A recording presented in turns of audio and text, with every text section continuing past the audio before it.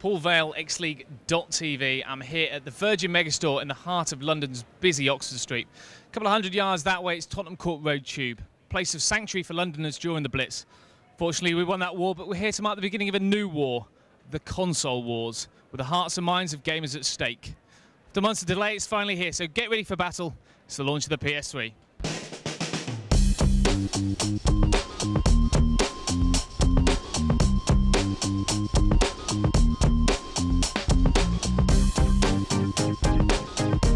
What is it about the PlayStation that makes people like you come down here and queue for all this time?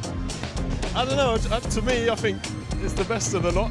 I mean, I've had it since the first one came out, so it's sort of like a loyalty thing as well. I was excited about PS3 for a very long time, and the main reason I'm looking forward to it because of the Blu-ray drive. Yeah, I like the Blu-ray aspect of it, that I'm getting a new kind of technology for quite a cheap price, really. It's basically just like the games and the online service, because PlayStation 2 online service was really poor, and they've ramped it up now. You've got downloads, they've got brilliant games to download on the actual PlayStation Network, so that's what I'm really looking forward to. I like the features that they put into that. Well, the games at the moment aren't that good. I'm just expecting it for the Blu-ray movies and the internet, and holding all my music on it. I'm just going to wait for the new games to come out in November. The first iteration of games you see on the console usually bear no relation to what comes out, you know, as developers get more and more au fait with the system and realise the potential of the cell and all the rest of it. So we're only at the start, but we're in a much stronger position than we were with PS2. That's the first thing to say. Second thing is, you know, contrary to what you might read on the interweb, basically, I said that ironically, basically, you know, in Japan and the US, we're installing at a faster rate in the same time frame than we did with PS2. So, you know, we're quite content with what's in store for us. £425, a lot of money. No, it isn't for what you're getting, because I mean, a Blu-ray player on its own is costing around 800 to £1,000. Well, for my friends it was too much, and for me at first it was too much. But I was just, in thinking of gaming terms and thinking of what the console has to offer, I think it's a bargain. If you were trying to get a PC to do the same sort of functionality that the PS3 does, you're probably talking about £1,200, £1,300. If you look at the Blu-ray alone, I mean, I know that's not the modus operandi, because we want Blu-ray for what it delivers in terms of next generation gaming media. However, if you look at the Blu-ray functionality, a standalone Blu-ray player is £700 to £1,000. You know, this is actually quite good value for money. I know it's a big ask when you're used to what consoles may have been in the past, but given the outstanding power, the future that it has in terms of our ability to upgrade the firmware, what we have up our sleeves for the, you know, this is an investment in the future in terms of it being a true next generation machine, in terms of its delivery media, Blu-ray, and also in terms of its true HD output through HDMI, 1080p. You know, it's a substantial machine, and I think, you know, that it's actually really good value for money given the price point that it is. Now, 425 quid, a lot of money. How are you affording this, Kevin? Working non-stop and not doing much else for the next few months.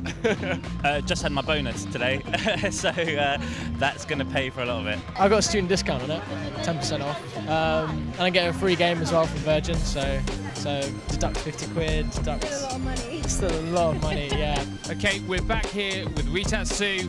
He is the first person in the UK to buy one of these. How does that feel? It was excellent. Yeah, fantastic. Been a long time coming, a big 24 hours. Are you tired?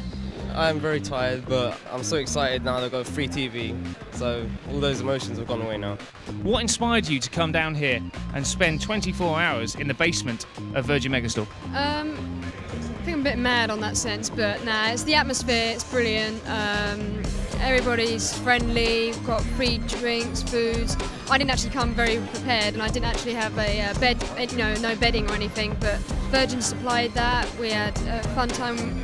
Virgin set up a big, you know, the 46-inch Bravia. You know, played PS3 on it all night, all day to day, so brilliant. When you're a hardcore gamer, you can't really explain it. It's just games is your life, and that's the only way you get like proper fun, and you just have to go back and back at it. People are overjoyed to get their hands on the PlayStation 3, and obviously with the small little bonus of getting a 46-inch TV as well, I think it's gone incredibly well.